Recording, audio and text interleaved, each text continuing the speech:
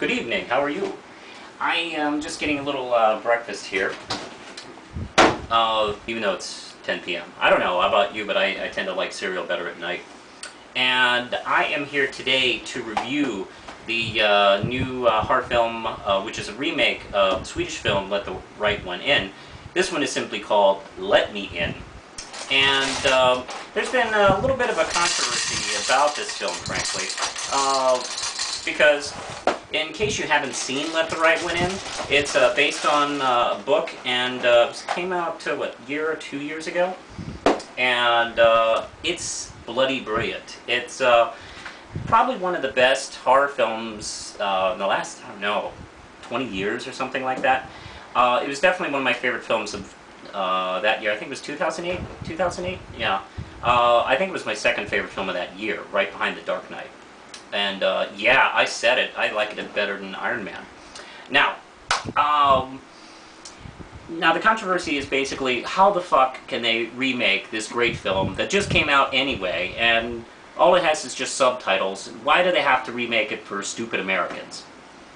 I think that's the answer, actually. You have to remake it for stupid Americans. Do you know how little Americans care about subtitled films? It's very rare when one actually succeeds.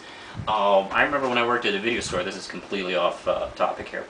I worked at a video store back when they were still doing videos, and the answer to the subtitle issue was, especially with a popular one, like Life is Beautiful. Got some Oscar nominations, got people. It was very popular. They released 2 video versions of it, you know, a dubbed and a subtitle.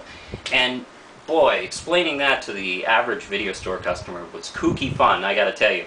I remember one customer asked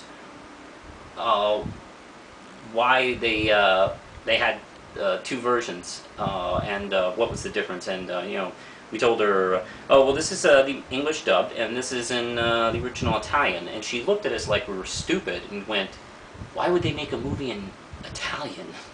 So that's pretty much what we're dealing with. So, to be honest, if they could make a good version of this film and keep the integrity of the story and it's well done, you know, I'm sorry, I'm not that upset. And what we got is a film that actually does achieve that. And let me just give some of the basics here. This version is directed by Matt Reeves, who directed Cloverfield. And hey, let's reenact a scene from Cloverfield. You ready? You ready, Lindsay? Yeah. Okay, let's go. Oh my God, is that a lion? Okay. All right, you ready? Oh, okay.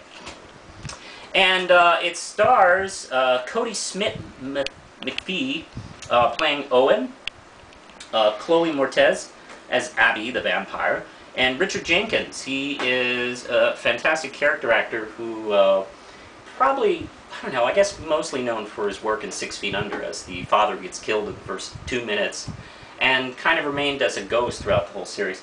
And of course this is a remake of Thomas Alfredson's Let the Right One In, which, by the way, before I get started, I highly recommend that. That's a big 5-RAM chip. Netflix it tonight if you want a horror movie. It's just a brilliant piece of work. But I'm talking about this right now, this current remake. And of course stars Chloe Moretz, who was Hit Girl in the magnificent Kick-Ass. And she has made an interesting couple of career choices as a kid. I mean, she's done 2 films in this year where she's brutally murdering people. I don't think she's going to be doing a Disney show. Just, I don't know, just you know, just thinking about it right now, I don't think that's going to happen. But for those of you who aren't too familiar with the story, Owen is this 12-year-old kid. It takes place in New Mexico. Where is it? I can't remember the name of the town. I forgot. But anyway, it takes place in New Mexico, 1983, and he's this 12-year-old kid who's going through a terrible divorce. He's not getting divorced, his parents are getting divorced. They seem to be fighting with each other and not even thinking about him and how it's affecting him at all. and he's being picked on by bullies who are not just simple bullies that picked on you and me as kids. These are fucking psychotic thugs who are pure evil. And things start to change when a father and a daughter move in to the little complex he lives in. And people are instantly starting to die in the area. Richard Jenkins plays the father, and he is killing in serial killer style, hopefully not to draw too much attention to the fact that his daughter is a vampire. And, well, he's not great at the killing thing, let's just say that, and so she has to start doing killing on her own. Meanwhile, she has this relationship blossoming with Owen, and he instantly falls for her, and I just feel terrible for the kid. You know, actually, I found myself relating to this film quite a bit, because it dawned on me halfway through it that, holy shit, I was a 12-year-old boy who was, I mean, yeah, my parents weren't getting divorced, and I wasn't picked on by anybody who was psychotic. But yeah, I sometimes felt like out of place as well, like most 12-year-olds, really. And that, I don't know, it really didn't make me think, oh, this is my story or anything like that, but it was fairly relatable in that respect.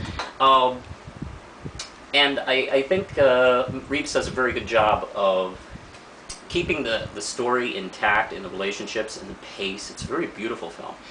He does tend to gloss over a little bit about Abby's backstory. It's not completely ignored, but it's a little, it's touched a little bit lighter than it was in the original film.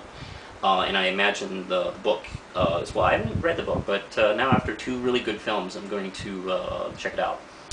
Now, some of the things I didn't care much for were, I think, probably the CG. I think the CG looked a little CG-ish, and actually unnecessary. We have a really good film, we didn't need it, and they didn't need it in the first film, which I imagine wasn't as expensive when they made that.